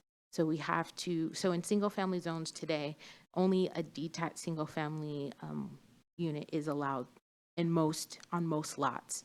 But we have to allow for 2 units with new regulations. But on that big of a lot, can we build a fourplex? Yeah, you could probably build a fourplex. Then I don't see a problem. If the fourplex can be built there, then why not a duplex and 2 ADU units can be built there? Then to me, it's still like 4 types of housing there. I mean, four units of housing there. What different if, types. I, doing like Commissioner Crash, I'm posing a question with the question. So if a single family lot that's a little bit smaller, what if they want to do, they can have a duplex, but they maybe have a little bit of room to do an ADU. Maybe it's converting an existing garage and having an ADU on top. Should they be allowed to have an ADU? And should that count towards unit lot density? I might be able to say, correct me if I'm wrong. So you have a 6,000 square foot lot, minimum lot size in a zone. Currently, you're allowed a one detached dwelling unit on it. So your density is 7.26 units per acre, which equates to 6,000 square feet minimum lot size. Under the state bill, we have to bump the density to 2 units. So that would equate to 3,000 square feet per unit for that lot size. So you, at the most, you can get to meet the unit lot density would be 2, but so you can't fit in more ADUs or more another duplex on it because you're going to run into the unit lot density issue. However, if your lot size was 12,000 square feet and our unit lot density is 6,000, so you'll still be able to get 2 duplexes on it. Correct. So for a 12,000 square foot lot, you're going to run into unit lot density. In that scenario, you could build duplex, that's it. Correct. For a 12,000 square foot lot, you could only build a duplex. Yes. So in that scenario, would you want them to have another unit, another ADU? Okay, to me it would be like, thank you. To me it would be like this, I think. If you can build a fourplex, then you can build a duplex and 2 ADUs. If you can build on that lot a triplex, you can build a duplex and an ADU. If you can only build a duplex, then you can not build the ADU. So Yeah, in order to build a fourplex, you would need 6,000 times 4. That Correct. 24,000 square foot lot would get a fourplex? Depending on your, If the zoning is Zone, minimum lot size yeah. 6,000 square feet, then you would need 24,000. Maybe we'll play out these scenarios for you for next time. okay, thank you. So you can kind of see. But the idea is if you meet the minimum, I think the question was if you have the room to meet the unit lot density, do you want to only allow duplexes, the ADUs in that scenario, or do you want to allow it even when you're running up against the unit lot density? Because you can. The bill says you don't have to. This is where you have a policy choice if you want to, if Issaquah wants to. This is not a state requirement that you have to allow ADUs if you're running into a unit lot density issue. Yep, but kind of like state requirement was built out of something, right? Some understanding. Like you can build, like you can put 4 families or 4, like, I don't know, people for only in a certain kind of conditions, right? No? no. Like you have to have a certain size of a lot for the building. No, No? no, that's not how the bill is written. That's just how we're kind of proposing to apply it, to use our existing standards and modify them so that we're in compliant with state regulations. So we're not adding a maximum density, we're only adding a minimum, again, bumping those single-family lots who are only allowed 1 unit today to 2. But should they be allowed 2 and maybe they have additional space, the question is, should they be allowed to also have 2 additional?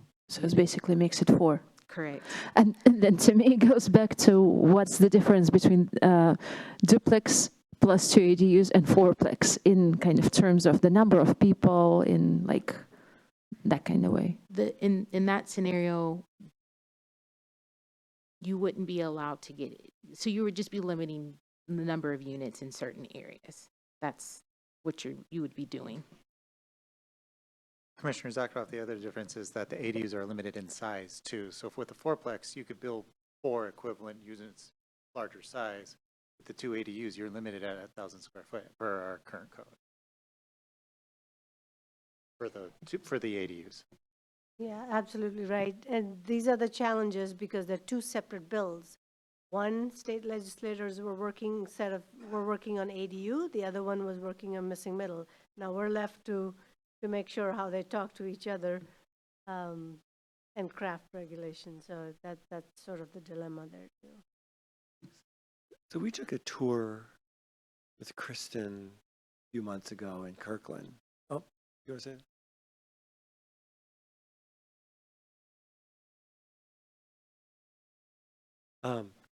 Where we looked at a property that had two ADUs that were sold as condos. So it was a speculator who bought this and did that. So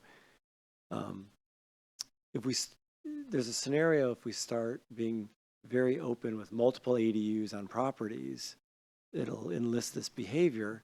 So a way to regulate that is to make sure they count as units. And because it is a unit, especially if it's going to be sure it's 1,000 square feet, but it's a small cottage, and they probably sold those for $1 million in Kirkland.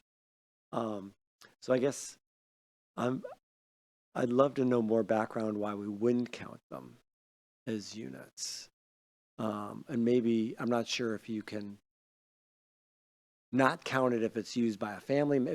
I'm not sure if you can add that, or if it's binary. It's like if you build it, you can't tell people what they can do with it. They could if they could sell it. I think as a separate unit. I think that's why I think it counts. But I'd love to hear the background of why it shouldn't be counted. And before I've already threw out my opinion, but I would love to hear the other side. Probably should have done that first. Of why it hasn't been counted or shouldn't be counted. And another way to think of it would be if as a homeowner or a property owner, you can keep your existing house and you can build two ADUs. Or you can tear down your existing home or convert your existing home into a duplex, but then you don't get to build two ADUs. So that's another variable that can come in. If your house is already existing and you add another kitchen and you create it into a duplex, then you won't be able to build two ADUs. So as a homeowner or a property owner, you would do what the maximum you could. You would keep your house and then you would build two ADUs because you get 3 units, as opposed to the other scenario. If you all choose to not count ADUs towards the unit density, then that would be another way it would play out. You would get more ADUs than less duplexes. That could be the outcome of that policy. Because it incentivizes 3 units versus 2 on your property.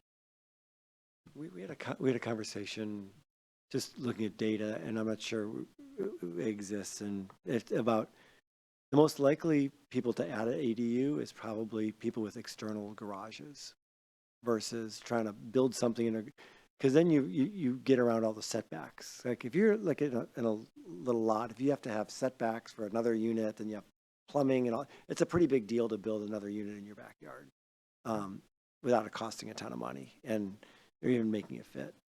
So understanding where these could actually be done, I think probably the ripest. I think Old Town, we see that. The other one is neighborhoods that have existing external garages, and understanding if people have already been doing that yet. I don't know if can they do ADUs now if they wanted to?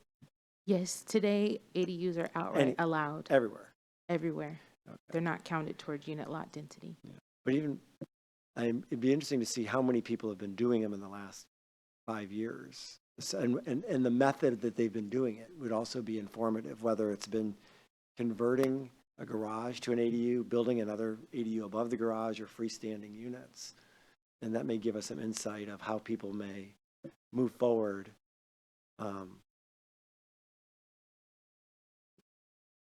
We do have that information, so we can provide that. Yeah, I think it might give insight of, because you're talking about like, are they going to turn their house into a duplex? Are they going to build a thing in the backyard? I think that past behavior may help us understand future behavior as well.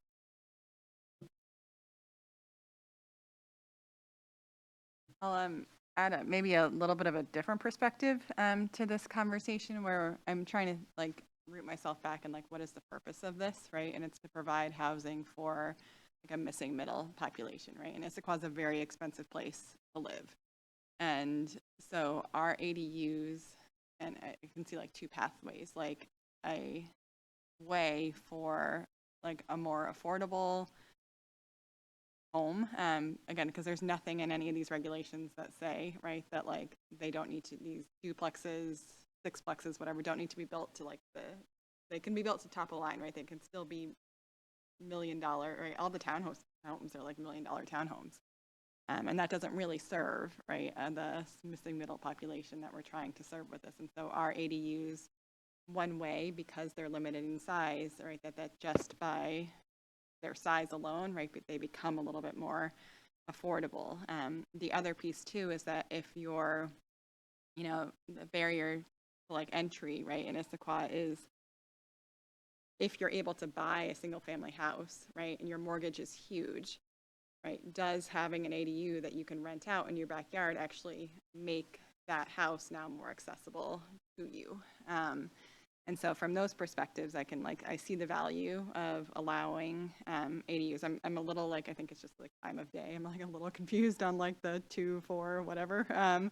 But just in principle, I see the value of ADUs. So I'm not sure if that's helpful, but.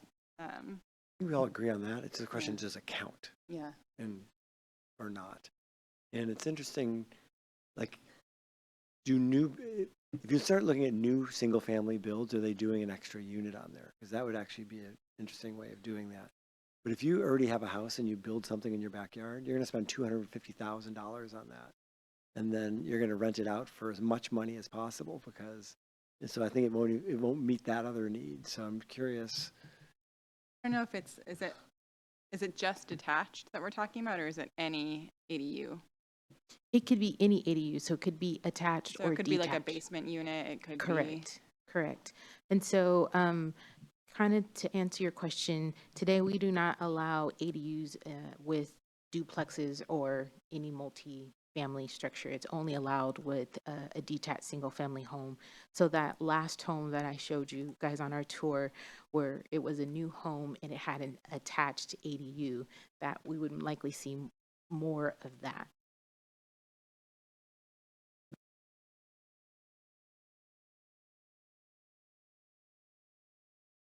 Then another question, what are the regulations for ADUs then? Like you said, like they have this big lot, they have a duplex, they want to build 2 ADUs. Who decides whether they can or cannot fit them there? So you would decide policy-wise if they could count towards unit lot density, but if you did allow them, then the other requirements in the code would kind of regulate or dictate whether they could have a large one, a small one. Would it have to be an addition? What that looks like? Because today, the maximum square footage for an ADU is 1,000 square feet. We require 1 parking stall. You also have to have a walkway from the street, and it's mainly for emergency access. And it has to look similar to the primary structure. Something that Commissioner Krass mentioned, which was, do they have to live on the site? Today, we do require that the property owner live on the site, but with the new regulations, we cannot require that. And then also, it's really hard to regulate. How would we know where you live and if that's a family member living in your ADU? Yeah, so I'm really pro affordable housing. I just don't want to like this affordable housing to turn into basically sheds where people just live in someone's backyard and that costs $1 million. So it needs to stay kind of on the affordable side of the planet. Thank you.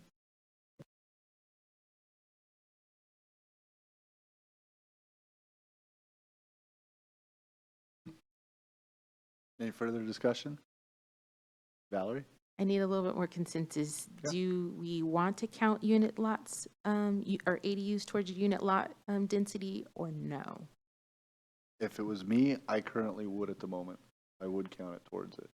Okay, Because I still remember Issaquah only about 5 or 6 years ago having a whole moratorium. And my idea is, again, slow and cautious. Let's see how this looks. Let's see how this plays out before we just open the floodgates and have. And again, I don't know what it's going to look like. It could be a wonderful thing. It could be a panacea to all of our problems. And then it very well might not be. And it could be a bunch of speculators that are just putting up as many tin buildings and selling them for a lot of money. So again, I've been around long enough the city to know that Issaquah has always kind of been cautious when it rolls out stuff like this. So if we can put a little bit of the brakes, we can always come back to it. So that would be my piece. is everyone in agreement? Yeah, I haven't heard a good reason why not to count them, so, And to your point, yeah, now if you can even sell them off, even more so. yeah.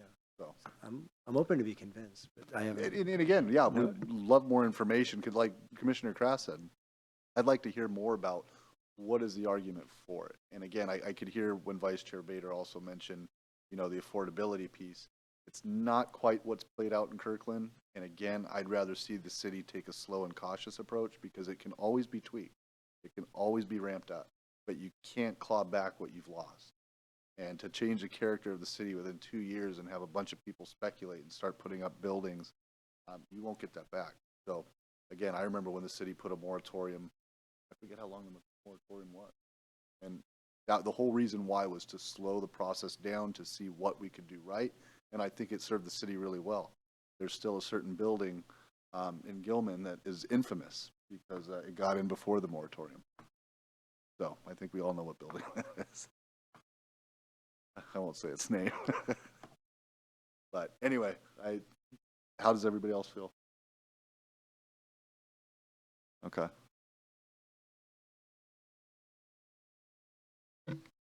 Yeah, I'm always living in the gray area, but I think I'm more in line with your agreement. I mean, I do see what Vice Chair Bader was talking about. Like, the only note I really had was like promote housing diversity, like getting back to the root of this, which is to the whole supply and demand conversation of like add more.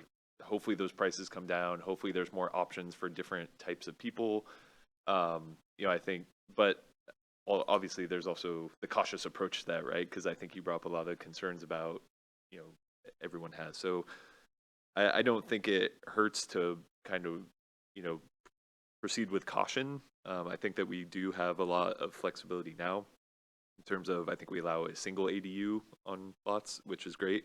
And we saw a lot of them today, which was awesome. So people are definitely, taking advantage of that, and I don't know that this would add a ton of value to it with what we have today. Seems like we're juggling a lot. Like I said, there's nothing wrong to put on the brakes. How about attached versus detached? So we maybe will not kind of like, we will count detached into the lot, but we won't count attached. Like if somebody has an ADU unit in their, I don't know, basement, still an ADU unit. So That's a gray area. But technically, if it met the definition of an ADU, then we would say, no, it doesn't count. But additions to a home do get tricky because. nobody knows what's there. Correct. We saw some good examples of ADUs on our tour today. That was great. Other neighborhoods in the Issaquah area, do we have any good examples of how they've done it? And I mean, Old Town and, on these gridded streets with alleys and all that, make it a lot easier. Never easy, but easier. I'm curious if there's good examples in some of the other neighborhoods of what's been done over the last, 2 or 3 years in terms of ADUs built. I don't have that information tonight, but I can definitely dive a little bit deeper. Yeah. Like I said, this is one of the case studies that the consultant and I are working with. So we're looking at actual areas in single-family zones, looking at the patterns of the lots. This one we just chose because it was simple, but we're looking at those irregular shaped lots and applying those, the current design standards, and seeing what works, what doesn't work. And so we have a better idea. So yes, we can definitely explore that a little bit more.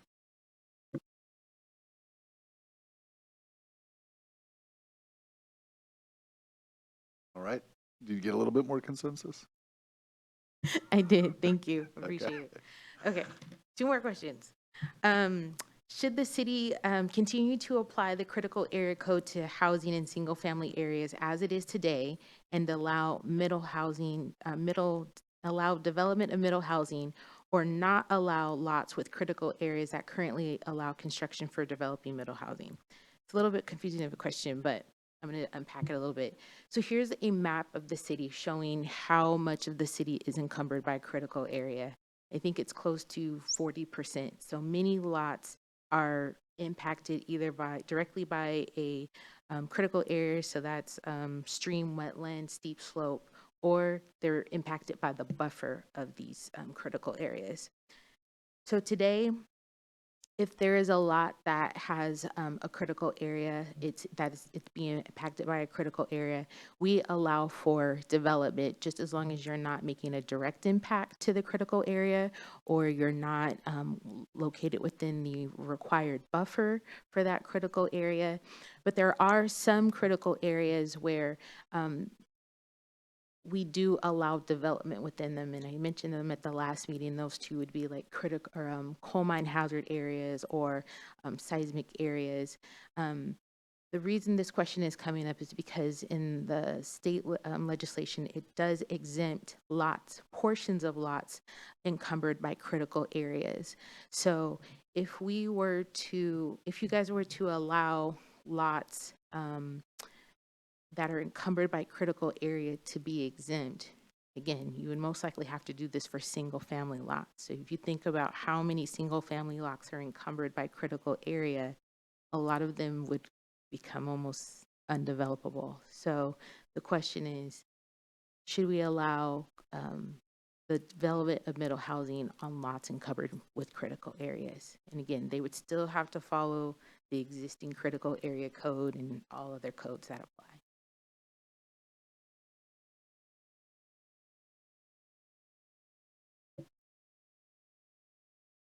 Any thoughts? So are we saying we'll treat these like we do now with single family? Yes, that's correct. But there's still all the critical area checks and balances? That's correct. Okay, Yeah, I feel okay with there's some consensus. Yeah, I think that one's pretty easy. Nice. it. Should have started with that one. Good job, Commissioner Krass. Okay, so this is the last question. Should the city continue to waive impact fees for accessory dwelling units? So today, if someone were to construct a accessory dwelling unit on a lot, the city waives these fees. The city does still pay for these, but the applicant is not paying for these.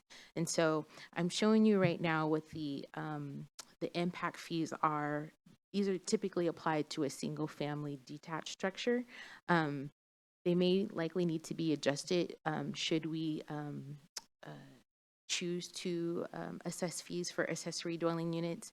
But I wanted you to see this cost because this cost is in addition to permitting fees. So depending on if they have to go through a land use permit or if they need to get a building permit, these, in addition to also utility connections, frontage improvements, if that's a requirement, this is the fee that they would also be required to pay.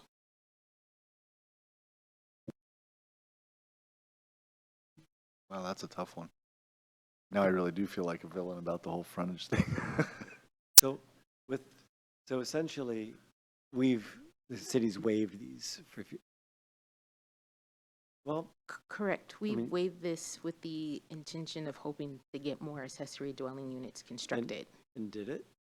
I'd have to go back and look at that number. Because I- if it didn't change behavior to We- do more, then, We did get more accessory dwelling units. It wasn't a significant number. Okay. It didn't, we didn't get 50. It's more like along the lines of 10. okay. And we would treat, are these based, I don't know how, I've never built a home.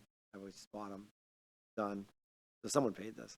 Is this based on the size of the house or is it number of people? Because like, if you're in an accessory dwelling unit that's 600 square feet, you're probably not going to have anybody in schools. So I'm not sure if this scales to the size of unit or if this is for any single-family house, this is what it costs. Correct. So the maximum size of an accessory dwelling unit is 1,000 square feet, and you're right. If we do apply impact fees to accessory dwelling units, we need to reevaluate what impact fees would be applied to, or, should they be less because it's considered an accessory, not a primary structure? I guess my question is more like if I built a house now in Issaquah, Mm-hmm. scenario one, I build a 1,200 square foot little bungalow, Oh. or I build a 7,000 square foot thing that Sarah would never visit. Would it be the same impact fees, or are these based on square footage? I believe it's based off a unit, so Oh, same fee. okay. Different from multifamily versus single family though. But it's not based on square footage, so, Some of the stuff might Okay. be like fire impact and things like Okay. that. this number is pretty high. I was actually surprised by that. Before you even do anything, you have $40,000 before permits, land. But it's worth mentioning, so this fee is coming, someone's paying this fee. So right now it's the city versus the applicant. They should negotiate better. It's like this, I don't know. I'm like, too late in the evening for me to have like coherent thought anymore. But how are these units like taxed? Like, because like they still, so say you convert your basement into an ADU. I don't know if that like, is that taxed differently from when it was just a single family house? Like, is the city getting more revenue through taxes to kind of So offset the this? King or- County assessor would assess them. My assumption is yes, it would be higher taxes, but the city only gets this portion Yeah. of your property taxes, because there's all the other entities that get it. So theoretically, yes, your taxes would be higher if it's a single family home versus 2 units. That's where, so if not through tax, where does the city get its money from? Well, we get property taxes, Yeah. but if someone pays $1,000 in property tax, the schools get it, the Yeah. King County Library System gets it, and Sound Transit gets it, and all these other entities, and our rate is, Yeah, a little small. tiny thing. From the total. I think that's where I'm kind of, I'm split, because obviously I know the city with part of the budget problems that they're having, but at the same time, you want to encourage, the middle housing. So again, I guess this would be another me trying to be cautious and see what happens by continuing to waive them, and maybe give it a little bit more time to percolate and see, I guess, with more information to find out if it's actually moving the needle. And then also see what type of ADUs are being built, how many are being sold off, like Commissioner Krass was talking about, how much is this? Are people renting to friends or something? How much is just speculation? And kind of getting an idea, a bigger and fuller picture of what people are doing with these ADUs. But, I mean, the last thing you want to do is kill it in the crib and not give it the opportunity to see what it can do. If Valerie's already thinking maybe 10, maybe that's enough to keep looking. and do other cities waive these as well? Do we know? Is that a common practice across like Kirkland, Redmond, Bellevue, and all that? Yes, yeah, so accessory dwelling units usually have these fees waived for most Okay. cities. And to answer your question on the number we have, there's a total of about 73, and about 33 of that were built as part of the Taliesin Highlands development agreement. So about 40-ish are that we know of out there that have been built over the last, I think, 10 years before we even added new ADU regulations.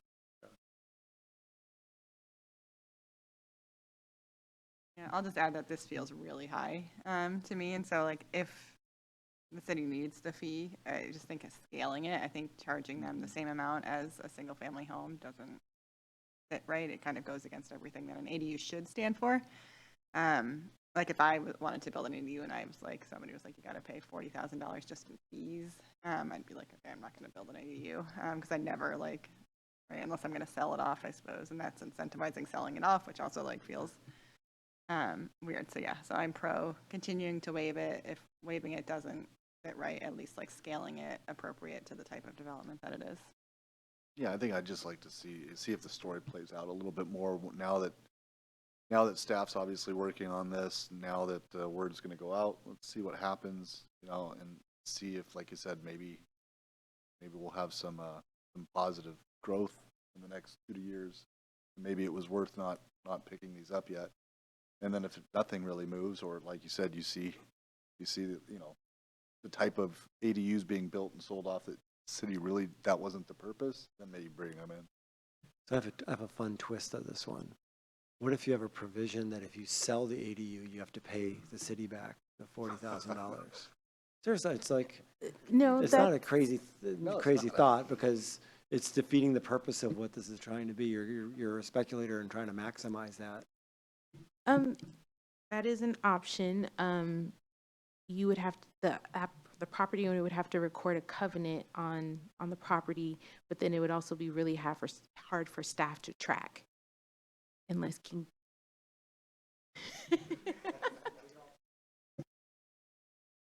You know, but home ownership for these smaller units is also probably not a bad thing from a policy objective, because someone that can buy a larger home, this would get them a home ownership than being a rental.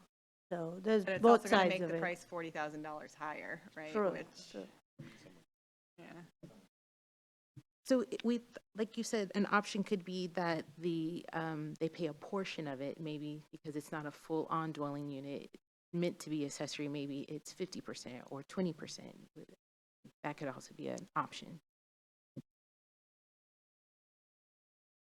Well, not all, like, the parks is an Issaquah one, so they probably don't, that's probably not a real cost. This, because you're just paying yourselves. Some of the other ones, I guess, which are real costs and which are, you know, transfer from one pocket of Issaquah to another, and that may help you figure out which you include. Like, you may have a hard cost for fire because we outsource that to Eastside Fire, and I'm not sure how traffic works, but or school district is not Issaquah. Yeah, the other thing to keep in mind, the impact fees can't be used for anything. They have to be used for capital projects, and you have to have 10 years to use them for the city. Otherwise, you have to return them to the developer with interest. So the intent of the impact fees and the state legislation is really to address the impacts from development. Okay. Have we ever returned any? Okay. I don't think so. I mean, there's shortage of capital, dollars to do capital projects anyways. So that point even more implies to me that it should be scaled, because the impact on all of these things, right, of a smaller ADU is not going to be the same as a single family house. So I totally zoned out when you said that the first time around, but that clicked for me. That, like, I think definitely it should be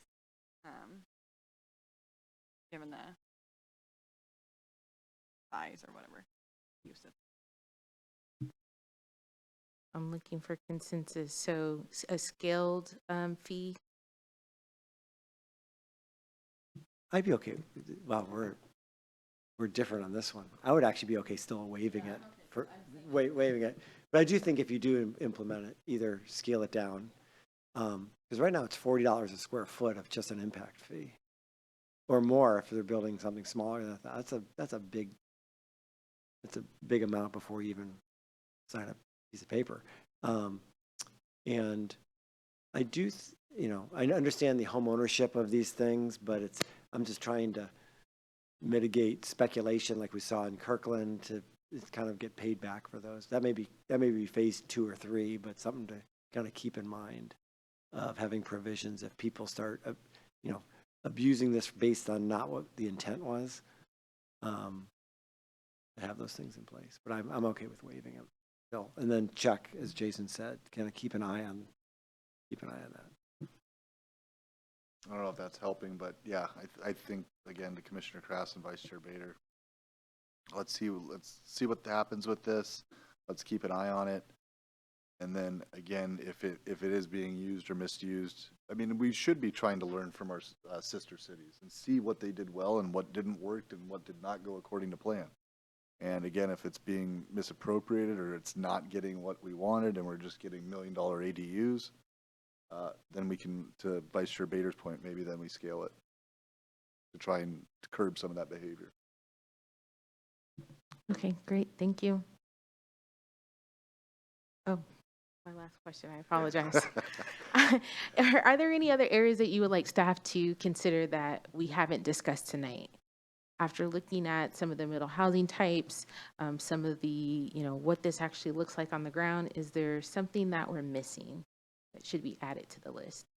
The only thing I would say, Valerie, is do you have any specific kind of goals that you'd want to see after we do all this, of how much more momentum in these building types that we'll see in the next 5 years? Is there any type of, if we start like making it easier for middle housing, that our goal is to get a certain number of units built, or I don't know if it's number or compare to what's been built in the past or like that? Is there anything, any thoughts on that? At this point, with just trying to comply with the state bills, that's really our goal right now. I think as we continue our discussions on housing and ultimately making an update to the housing strategy work plan in hopefully the near future, we can have those discussions on what kind of goals do we want to establish for housing, and how do we gauge that in terms of performance, and how do we then make tweaks on the regulations or incentives to get to those goals.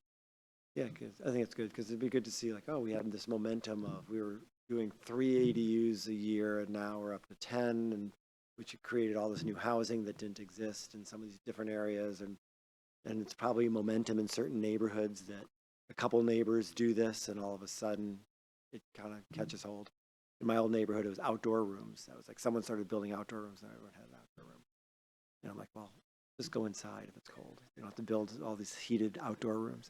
But I think having those type of things would be, but I understand that your first step is being in compliance. No, that's definitely part of our reporting program anyway.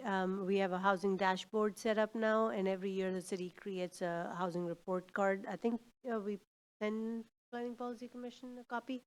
So yeah, definitely we can keep an eye out for some of these. No, that's a great comment, Commissioner Krass. Yeah, just like you said, but I think obviously staff wants some time to try to get these two bills married together and see how they're going to be implemented. But yeah, just ideas of different metrics and things would be interesting. But we'll let staff do their thing first.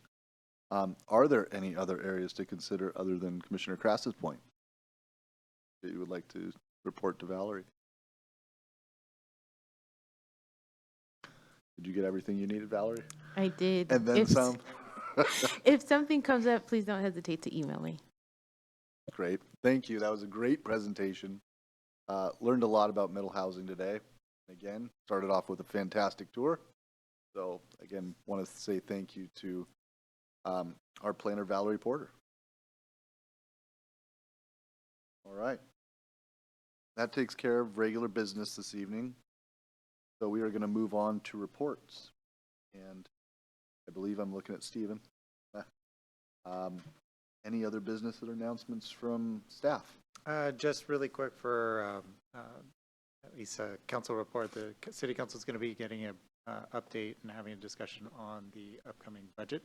And so that'll help influence a lot of our projects that we'll be taking on over the next 2 years. So if you want a little more, you can take a look at the next council meeting. Great. Thank you, Stephen. That takes care of reports. So just want to ask if there's any other business or announcements from staff or commissioners.